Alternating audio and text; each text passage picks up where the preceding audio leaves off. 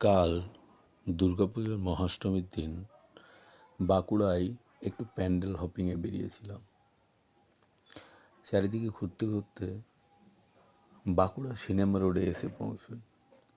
সেখানে সেই জায়গার নাম অনুযায়ী খুব সুন্দরভাবে বাংলা পুরনো নতুন, হিন্দি পুরনো নতুন এবং ভেতরে কিছু বিদেশি হলিউডের সিনেমার ঝলককে তুলে ধরেছে। তবে সত্যিই নস্টালজিক করে তুলেছিল গোপীকাইন, বাঘাবাইন, সোনার কেল্লা, হীরক রাজার দেশ, এইগুলোকে যখন তুলে ধরেছে খুব সুন্দরভাবে।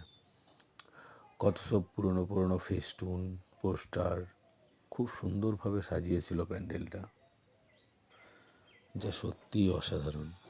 একেবারে সামনেই বাঁকুড়া সিনেমা লেখা এবং উপরে চিত্রণরত সত্যজিৎ রায়ের ছবি, সত্যিই অসাধারণ।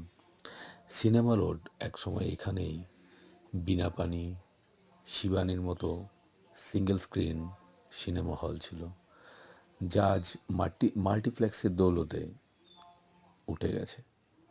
তবে এই জায়গার উপস্থাপনা সত্যিই তার নামকে সার্থক করেছে এবং সেই পুরনো ছবি, সৌমিত্র চ্যাটার্জির ছবি, উত্তম কুমারের ছবি, যার সাবলীল অভিনয় নস্টালজিক করে তুলল এই স্থান।